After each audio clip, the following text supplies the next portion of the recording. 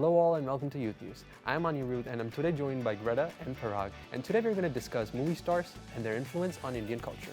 India produces approximately 2,000 movies a year, the highest in the world, so it shouldn't be a surprise that the actors that star in them are icons in their own right. However, we have to discuss the extent of their fan adoration and its effect on Indian culture. So, what is everyone's thoughts on these movie stars? So, I think that in Indian movies, whether it's Bollywood movie or Tollywood movie, I think that actor or actress, they are treated more like celebrities or even God. Like, for example, if you see Shah Rukh Khan, Salman Khan, Amitabh Bachchan, Govinda, people do not just like their acting, but they even try to become like that, Exactly. like them. And even once their movies are released, people wait in lines. I have even seen my friends who got tattooed for Shah Rukh Khan or Salman Khan. Right, Yeah. right. So I think that those are the actors, some of the actors that people really care about, and Yeah. yeah, that's what my thought is. Yeah, they're like a fantasy thing, like, oh, I want to be like that person. So I want to be, this kind of star with a style, like with that, flair. So they're like, okay, this is my icon. This is someone like a godlike personality that, I'm gonna like stick to it and, praise them. So basically, I feel like in our Indian culture, movies are not just entertainment. Like they dictate our kind of our subconscious as a society. Yeah. That it's just a huge part of our culture and just our cultural ethos. Like from the state I come from, called Andhra Pradesh, we have this big star called Chiranjeevi. We have a lot of stars: Chiranjeevi, Balakrishna. But these both, Chiranjeevi, and there are other stars, their fans are going to get disappointed, but I can't name all of them, obviously. But these two are the biggest since the 90s. And these have something called fan associations in every district of our state. And whenever their movies come out, it's like a festival. Like their cutouts. I'm not talking about 8 to 10 feet cutouts. I'm talking about 70 to 80 feet cutouts with the character's face on it. And those go in front of every theater that's in the village or in the town. And like getting a ticket for their movies is kind of like an achievement in its own right, because people are literally, there's stampedes going on when they're going to go get tickets. And in India, in Hinduism, we have a culture of worshipping idols by burning camphor in front of them and everything and putting a garland on them. They do that for these stars, and whenever their movie posters come out, they're like worshipping the movie posters and everything. So when Indians do bring up how much Indian actors rule the subconscious of our culture, Americans, I don't think they really get the extent to which. No, it's definitely in the extreme, especially in movies. Speaking of movies, they're all very chaotic. We're not sitting calmly in the theater.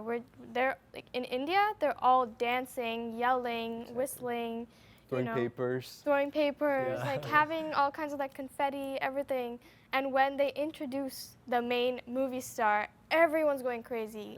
You won't be able to hear what's playing because it's crazy and screaming. I think on the first day of any of these big movie stars, their fans kind of invade all the theaters, so it's hard to understand any story, because every other scene that the movie star is walking in, just his presence will burst up the theater, and that is something else. Do you want to talk about the incident where a movie star was shown in a bad light in one of the movies, so a fan went up and they teared the theater screen? Oh, really? Oh. Yeah, I think it was for a Rajinikanth movie. Oh, I'm not sure about that. But speaking of Rajinikanth, he's one of the biggest icon. He's from Tamil, Hollywood actually, from the Tamil industry. And he's an iconic actor and known throughout India, from North India, South India, everywhere. And especially it makes sense because with the population of 1.4 billion people and with few actor and actress, they have a huge control. They are not just an actor, but they have a lot of power with what they are able to do. And I think that's something very few people are able to achieve. And actors and actresses are one of them who are able to influence such a big population. In fact, in the south, in both of our states, Tamil Nadu and Andhra Pradesh, we've had chief ministers in the past, especially Tamil Nadu. Exactly. 3 of their chief ministers come from the movie industry. Exactly. Yeah, and even in Andhra Pradesh, our biggest political and cultural icon is a person called NTR, and he used to star in movies. And the thing with him was, he was there since the 50s and the 60s. So let's say there were a lot of movies made about Indian epics and those Indian gods. So whenever people used to think of a god, they used to think of him because he was the first person that played Rama or that played Krishna, basically. So they are, in terms of culture, they're really juggernauts. And I feel like they achieved that status because the common people, they wish they could be like these stars that they see on screen, because Rajnikant and like people, Chiranjeevi, Balakrishna, these people challenge injustice. They go against anti-social values in the movies. And you know, as a common man, you could just wish that you could maybe beat up that one corrupt police officer or beat up that one corrupt politician who's asking you for a bribe. And for like Rajnikant, they have a special, the reason why he's so big, he has like a special unique style for like every movie that has a dramatic dialogue or a dramatic action, and it just like embodies the character and makes him like even more. All of his movies, like... And it just becomes a historic part, like an iconic part, that if you're doing this step, you have to be related to Rajnikant or something like that. There are like all the steps which like relates to some specific actors, and people try to follow them like that. So that's something which like influence a lot. It's such a big part of Indian culture that at our Students of India Association events, we face a lot of this, like fans of one hero will come to us and request songs of that. Also, if you're ever to go to India, you can't refer to them as actors or stars. You refer to them as heroes. That's what we call them. It's like action heroes, you know. You just like call them a hero. The hero. They're like doing so many things. They're like way more than an actor. They're a hero. They dance.